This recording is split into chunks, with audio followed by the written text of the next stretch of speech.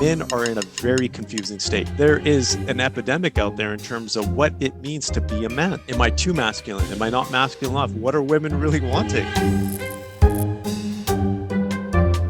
Welcome to another episode of the Big Picture Business Podcast. We're so excited that you are here with us today. We have another amazing guest, and I am just going to pass this right to Rory, and he's going to introduce him properly. Right. So I want to introduce you to Purdeep Sangha, who is the world's leader in complete strategic advising. And he's widely known as the strategist for businessmen. And he teaches how to become the complete man. His personal mission is to help men grow their businesses massively, increase their personal fulfillment in life, and improve their relationships with their wife and kids. Now, this is a tall order. So Pradeep, I hope you are ready to deliver, and welcome to the podcast. Yeah, thanks. I'm ready. Thanks, Rory and Dominica, for having me. Absolutely. We're excited to jump in, especially because I'm the woman in this conversation, right? My mind goes to like, wow, okay, so many tips and tools. Like, we're going to get into it. But I want to know more about your story and how you really fell into this world of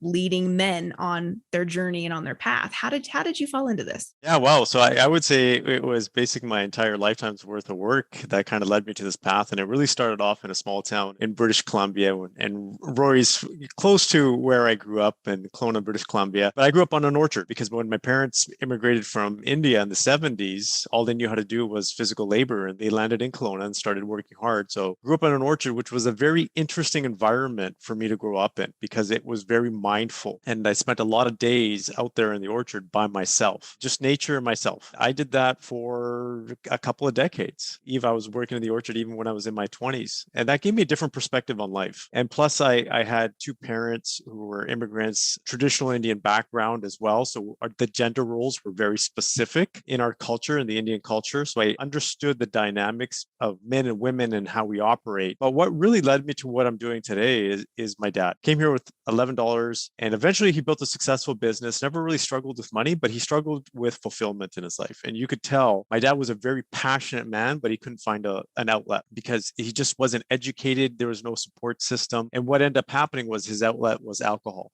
You could say, was an alcoholic, struggled from alcoholism. When my dad was sober, he was an amazing guy. He had powerful presence as a man. But when he drank too much, you'd just be a completely different person. And he was a big guy. He had some challenges inside, whether that was anger or sadness or resentment, whatever it was. But sometimes that escalated when he drank too much. And it was very scary. And so I, at a very early age, started to study his behavior because I wanted to predict what to do when he would drink too much. And so I started to study his behavior, my mom's behavior, their dynamics, my dad's dynamics in terms of how he lived life. And I really got into the psychology of human beings at that time. A long story short, I studied that psychology and neuroscience my entire life, along with business. And, my life's mission is to help men. And here's the reason why is ultimately my dad's goal was to hit 65. And that was going to be the age that he was going to take his foot off the pedal, still operate the business. But that's kind of like the pension age. It's a pension age in Canada. It's the age where a lot of immigrants say, came to this country and we did it. The government actually gives them,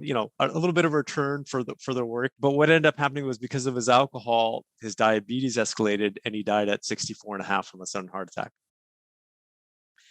And so I'd like to say that is a one-off. It's not. It's very common in terms of how men live their lives. And so I'm also a firm believer because I saw it in my dad. And I also have a unique upbringing where I was raised by my grandparents. My grandfather was a very spiritual man. And he taught me a lot about spirituality. And I can talk about that in a little bit. But long story short, there's a lot of men out there who struggle and they don't know how to get past their struggles. And they get caught up in the cycle of being a business professional or an entrepreneur and chasing that level of achievement when there's other aspects of their life that they're unfulfilled in or incomplete in. That's why I talk about being the complete man. And so there's a lot of men who are extremely successful that I work with, extremely wealthy, but they feel like something's missing. They don't have the relationship with their spouse, or their spouse is completely gone, but they don't have the relationship with their kids. Life is a system. It's a full circle. So if we're missing one element of our life, it impacts every other element. And that's ultimately my vision, is to help men live a more fulfilling life, because I'm a firm believer that when you have a strong man, a fulfilled man in a household, you have better relationships between parents, and then you have better parenting in kids. We are starting to see the impact of not having healthy family units in society today. I could say Canada Canada, we're still a little bit further behind than the US, but the US has been struck hard because over 50% of families, kids are being raised without full-time fathers. It's a challenge and we need to address it. I had a similar kind of experience growing up. Now, my dad wasn't around, but he had a gambling addiction, which kind of left me growing up thinking that we were so extremely poor. He had,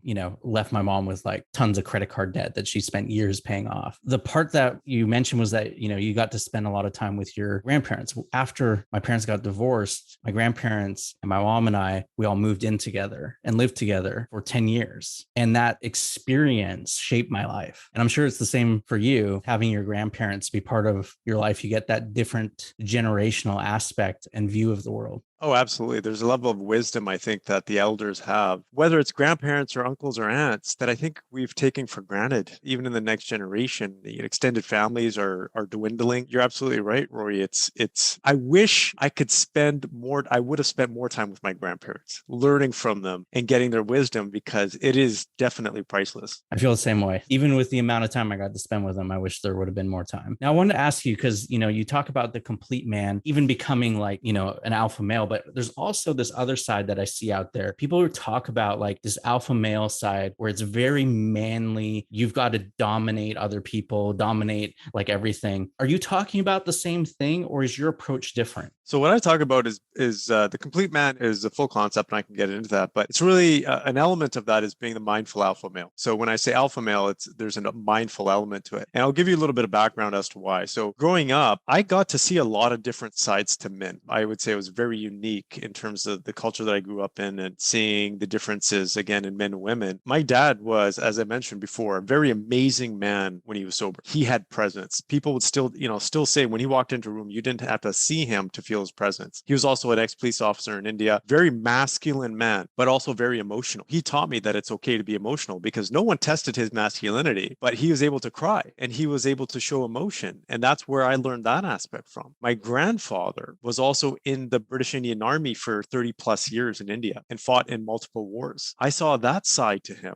But he was a very disciplined and valued and principled man. He taught me how to be a man. And he said, you know what? The most important thing that you have as a man are your values, because people can take your education, your certifications, your home, your money, the shirt off your back, family members, because he saw it. That was a state in India at that time. But he said the one thing they can't take away from you are your values. So I learned very strong values as a young man. But interestingly enough, my great grandfather in India was a spiritual teacher for 50 to 60 years. So my grandfather taught me spirituality at a very young age, meditation, mindfulness. So I grew up with that. And so I saw this dichotomy of, you could say, war and my dad being in the police, and then this whole spiritual aspect. So I saw this different spectrum of how people can live, not just men, but women as well, but how you can be balanced in between. And that's why I talk about the mindful alpha male, because it's an element. You might not be able to see it behind me, but I have a statue of a Buddha and a statue of a helmet, which represents being a warrior, but also having that mindful aspect as well. So there's that healthy element. So being the mindful alpha male is about taking charge of your life. People don't understand what alpha male means. It means being a leader. The term alpha is the first letter of the Greek alphabet, which is beginning and the origin. And I believe every man should be a creator of his life, of his destiny, and be the leader of his family. That's a responsibility that we take when we have a family. But there also has to be a mindful element. We also need to understand, and this is a concept in Buddhism, that when we make a decision to do something, take action, we need to understand the ripple effect throughout the universe. And that's how the Buddha said, make your decisions and actions as if it's going to have a ripple effect throughout the universe, but also be humorous enough and comical enough to understand that it may not make a difference at all. So take yourself lightly, but also understand that it can have a massive impact on other people. And that's what being mindful is. Now, I can say this, living in Canada, we've kept a close eye on what's been happening in the US, all politics aside, right? This isn't about politics. This is about leadership. Men have stepped into a very dangerous role when it comes into not being mindful, perhaps alpha male, but not being mindful in terms of what the repercussions are and what leadership and what mentorship we're giving the younger generation.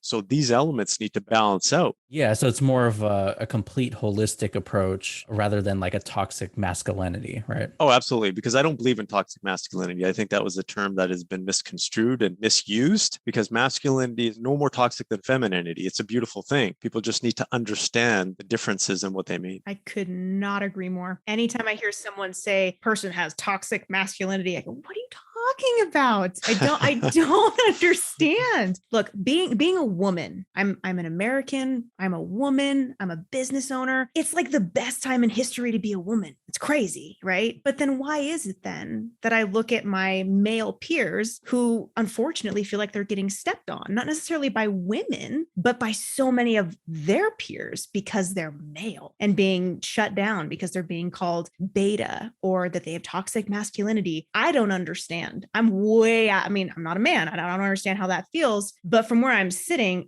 it seems completely incorrect. What do you say to just where we are as a society in this generation, this day and age, to those that might be feeling like they don't know their place as a male in today's society? I would say the first step, and I always tell people this, is find someone who you want your life to be like. You want to emulate those around you. If you have a guy friend who has a great family relationship, a great marriage, and has a great family, become a part of that person's circle. I think what we've done is we need to step up more as men and be better mentors, because that's something that I think we've lost. We're not doing that as much as we should, because that mentorship is important. The biggest mentors in my life were my dad, both good and in a challenging way. I would never change that for the world, because if my dad wasn't who he was, I wouldn't be the person I am, and I wouldn't have the skills that I do. And my grandfather and other people in my life. So having mentorship is absolutely critical. And the other part is it's okay to feel the way you're feeling, because right now, men are in a very confusing state. There is an epidemic out there in terms of what it means to be a man. Am I too masculine? Am I not masculine enough? What are women really wanting? It's really interesting, because I have counterparts, my colleagues, who work specifically with women. And one of the biggest challenges that women in their 30s are having is that they can't find men that they're attracted to, because they're not masculine enough, because they're not taking the lead, for example. They're not taking the responsibility and the accountability. So the first step is finding a mentor that you want your life to be like. They have something similar to what you want. And be very careful with your mentors, because there's a lot of people, I would say, shoveling stuff out there. That's why I'm very careful with the work that we do. Also, as an influencer, I have to be very careful in terms of what I say and what the people in our organization say, because it has a ripple. People will believe anything these days. And so we have to be very mindful of what we share and what we say. And it has to be backed by research. That's why we back a lot of our stuff up with neuroscience and research and statistics. We just don't want to be saying things. And it's also our job as men to question what's actually happening out there and to stand up. I think that's the other thing that we are lacking right now, is standing up against other men. We will see poor leadership. We will see abuse. We will see these behaviors that we know are wrong, but we as men are not stepping up and doing anything about it, or very few are. And that's just perpetuating the situation. I would say it's a big challenge, but it's a challenge that we're tackling. And I think it's actually getting better, because there's more awareness. And I think more conversations are happening as a result of it. In terms of standing up, do you think that's because of political issues or? Yeah, I think it's a combination of power. Traditionally, men have had more power,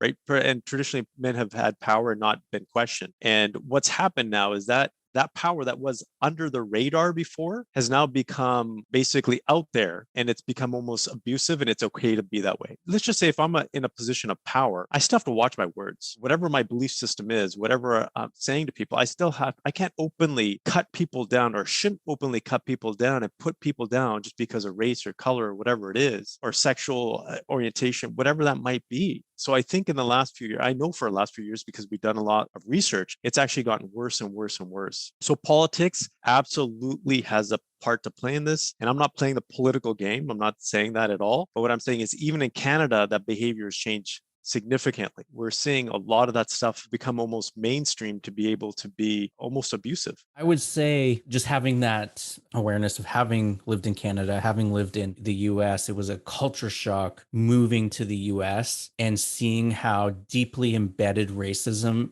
is into the country as a whole, because it was never a thought when I was living in Canada. Really? I came here and I was like, what's wrong with everyone? And we sometimes forget that so much of it is just the history of how the US was founded and things that have been implemented, that there's things that are underlying, it's underneath, like I didn't even grow up with. To see it from an outside perspective is very eye-opening. And then to understand it, having been here, you realize that it probably is easier to change it in Canada than it is in the US. Yeah.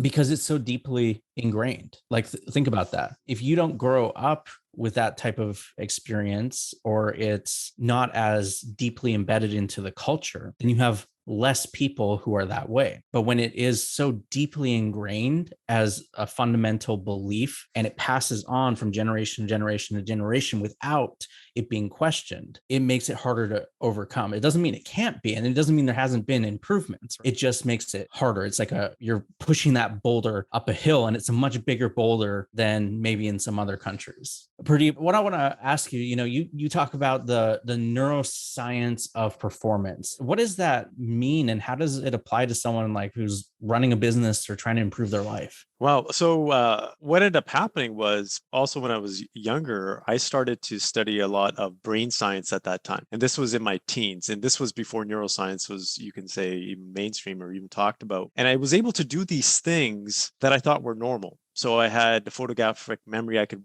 memorize a 500-page textbook word for word. I could outperform in sports, even though I didn't practice as much. So I did all these things that I thought was normal. And it wasn't until I was in college that one of my peers said to me, that's not normal. You shouldn't be able to memorize a 500-page textbook word for word. It wasn't anything special. Like, I didn't have a special gift. What I just did was I learned how the brain worked and operated, and I used that to my advantage. These are the elements that we teach from a performance standpoint. So I've been studying neuroscience for the last 25 years. We've incorporated it into a lot of the work that we do with men on the personal performance side, because in business, one of the biggest challenges a lot of guys have, or even women, I don't have enough energy. I'm working my butt off in my business, and I come home and I'm physically there with my family, but I'm not there mentally. Like, my mind is just gone. And how does that impact their life? Well, it impacts their life because they're sitting there thinking about work when they're with their family. And then when they're at work, they're like, I should be a better father and husband and stuff like that. So what we do is we show them how their brain works and how their body works, how to have more energy, how to have better decision making, because our brain has certain patterns that it uses for decision making, how to get more motivated, how to have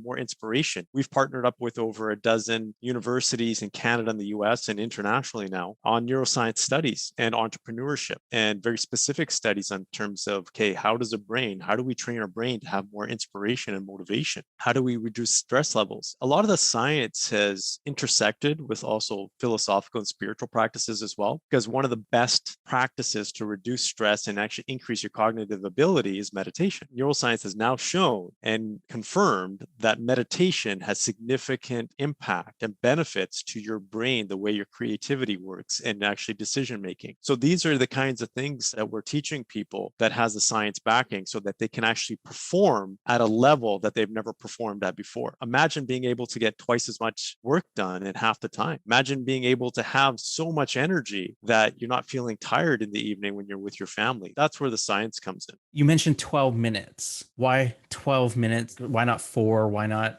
20? Why is it 12? Scientists haven't determined yet why 12 minutes, but what they found is that 12 minutes is a minimum threshold for them to see significant changes through the brain scans and studies to show that there's some improvement in the brain cognition in the way it operates. Okay, so at least 12 minutes. Yes, at least 12 minutes a day. What about for the people who've tried meditation and then they say, well, I can't get my mind to focus? Is there some type of strategy that you could give them to, so that they could actually implement 12 minutes of meditation in their day? Yeah, so that's probably the most common thing I hear is I just can't meditate. I've tried before and I can't. First of all, there's different types of meditation. You can actually meditate as you're walking. Your mind may actually go into a meditative state as you're walking. So I used to do a lot of walking meditation as a kid. That was a form of meditation. So there's different types of meditation I would recommend people trying. There's guided meditations where you can listen to music or someone's voice and they can guide you through the process. There's free flow. You let your mind wander, maybe in a dark room. So there's many different types of meditation. That would be my first thing, is try different types, right? And see what works for you, because everybody's brain is different. Something that works for me may not work for you and vice versa. The second thing is just like exercise. You have to try it. You have to continue to get better at it. You have to continue to evolve and put the reps in, because if you're just trying to do it once or twice or 2 times or 3 times and it's not getting better and you give up, it's not going to work out that well. Keep going at it. And if you're persistent and consistent, I guarantee you at some point in time, when you feel there's going to be a moment where you actually go into a state and you're going to be like,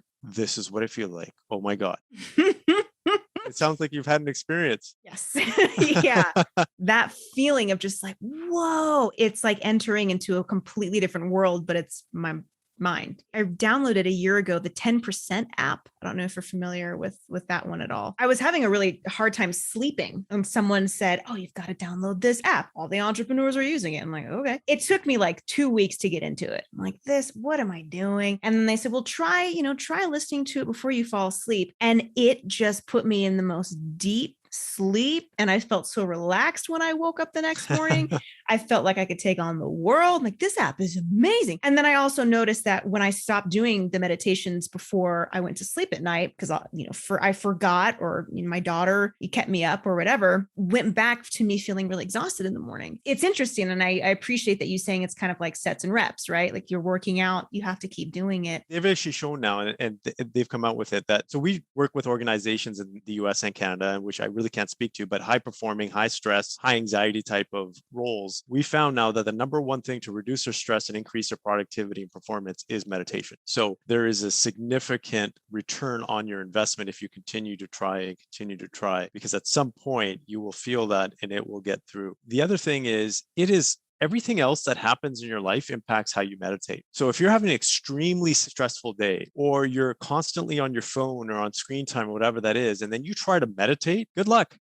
Yep. Because it's a challenge, right? So everything else you do in your life, it's not just like, hey, look, I can meditate for 12 minutes and then the rest of my life can be chaos. That's not the point, because true meditation, the stigma that meditation is being like a monk sitting in a cave and it's silence, right? And living a minimal. No, it's not. True meditation is living your life to the fullest. That's what true meditation is, being in a meditative state while you're actually fully awake. It's a practice of living your life to the fullest. So if you're doing high stress and all these things, it's going to impact your ability to meditate. And that's why a lot of people can't meditate, is because the rest of their life is kind of in chaos. So if you balance that part of your life out, then this part of your life can actually get better as well. And you can actually start to meditate more effectively. That has an impact. Another quick tip that I tell people to use is do it when you're tired, right when you get up in the morning and right before you go to sleep when you're tired, because your brain is already going into those natural alpha and theta brain waves, which are the brain waves that you want to be in for the meditative state. Those are just some tips that people can use to get their meditative practice a little bit better. Really good advice. Reminds me, like, I've always thought that, like, when I'm going through my day, I go into meditative states with a lot of stuff that I am doing. It's, especially being creative. Like if I'm writing a song or something, it's always felt like this meditative type experience. Like, looks like it too. I've been there. Right? Totally. I get done with it and I'm like, oh, wow, there's a song here. How did I write that? If I like just tried to mentally process that idea, writing this song, I'm like, I don't know how to do that. Right. But then I just sit down, I do it, I get into that state and it just comes out. What do you say to people about like meditation and the creative process and how that goes together? Well, I think what you're talking about, there's more and more science that's actually coming out now. So this is what we call the zone. This was talked about 100 years ago, where they thought the zone and meditation were actually spiritual practices were very similar. And they are similar to a degree, but there's also distinct differences. So what you're talking about is actually getting into the zone. When you're awake and you're actually playing music, for example, you're riffing, you're going through and you're having those amazing moments. That's because your brain is in a very similar state to meditation, but it's actually not. It's actually what we call the flow state or the zone state. And that is a prime state for creativity as well. And that is amazing. That's when people become extremely productive. That's when people are able to have these genius thoughts and patterns. And that's when, if you can get into, if the other players in your band can actually get into that same zone, you guys are creating this magical piece and you're feeling each other without actually communicating or whatever it is. That's the power of our human, you could say, brain and soul. There's actually more studies and science coming out of the difference between spiritual practices and what we call the zone. And I think probably within the next decade, we're going to have some more science behind that. Well, let's talk a little bit about your book, switching gears a little bit, if we may. So what was the inspiration behind turning everything into the book? Did you just decide, what, people need to have this in their hands? How did it come about? Yeah, that's one of it. I actually found out. So this is my third book. So I co-authored one and then wrote another one. And then this book, it was written in 2020 from start to finish. By the time we published it, was done by the end of 2020. And there's a few reasons why I wrote this book. A, because all these things were overflowing in my mind. I said, I got to put this down. Although they're in our programs and stuff like that, I'm like, I need to make this public. So I put it in a book. Second, it was a timing. It was 2020. It was COVID. It was when the lockdowns first started to happen. I said, okay, we could see what was happening and the challenges that men in particular were facing or going to face. Like we almost went into predictive mode and said, if this continues, what will happen? And we knew that a lot of entrepreneurs, business professionals who lost their jobs or businesses were going to be challenged. Their family situation is going to be challenged. People are going to go into depression, unfortunately, even suicide. So we said, okay, let's get down. Let's write this book, make it very practical so that people can have a tool book. It's almost like a workbook or a tool book for people to actually put actionable steps into place. And interestingly enough, what we found is that the feedback that we've received have been from women as well, because women have been reading our book. Half of our business actually comes from women. Our referrals come from women because they want the men in their lives to be more successful or be more fulfilled. And directly as well, they want to have better relationships. And so kind of a cycle there. We were very lucky that the timing was right for us when it came to the book. So that was the inspiration, was really helping men, and the timing just kind of fell into place. And you've actually given our audience a gift. Can you talk a little bit about that as well? Yeah, for sure. The audiobook and the digital version, so the digital PDF, are available at a discount for your audience. So you can get 75% off by using the promo code Victory75. So that's Victory, the number 75, and going to the website completemanaudio.com to be able to put that in. I want to say, I love your cover. My business is actually helping entrepreneurs write books to create credibility, trust, and authority. It's very similar, with like covers that we put together with the author on the front. I know how valuable a book is to people's businesses. And the fact that you went out, you did it. This is your third book. Like most people don't even get their first book done. I just want to congratulate you for getting it done and for taking the time to actually make it a priority. Oh, thank you. I think the next book that we've been asked to write is The Complete Woman. And I didn't feel 100% comfortable writing that because our editor was Deepak Chopra's editor. He basically said, you got to write a book on the complete woman. I said, you know what, maybe in a couple of years, because, I'm not a woman. I actually do work with women as well, but we have my colleague and I will probably write that next one. And because she works intensively and extensively with women, obviously a book like that should be written by a woman, I believe. Well, I'm looking forward to it. But I also fully intend to pick up The Complete Man. I think that's really important, especially like you said, for the men in my life to help champion and encourage. It's super important. I think we have to have like a good understanding of both sides. You reading The Complete Man makes you have a better understanding of men. And then for me reading The Complete Woman will make we have a better understanding of women, right? Yeah, exactly. Because if we can understand how the other person thinks, and this is why there's a lot of science in this book as well, not complicated science, but basic science to show the points that, hey, look, men and women are different in a lot of ways. In many ways, we are very similar and the same, but in very distinct and important ways, we are different. And here's the science behind it. And here's why our behaviors are different. And there's nothing wrong with being a woman and nothing wrong with being a man and nothing wrong with being different. But here are the differences. And here's how we can understand them and get along better. We should not have this power struggle right now that we are having between men and women. And this whole confusion about gender, like that's a whole other topic right now in terms of this gender neutrality, where it's not okay to be a man or a woman. Like everything has to be neutral now, which is confusing people even more. So, I talk a little bit about that in the book as well. Oh, good. I'm looking forward to that part for sure. Well, Purdeep, thank you so much. And once again, if you guys are interested in picking up a copy of The Complete Man, you can go to thecompletemanaudio.com. This has been awesome. Yeah, so enlightening. Thank you, Pradeep, for being here. Well, thank you so much for having me. All right, guys, that is it for this episode. We'll see you next week. Bye.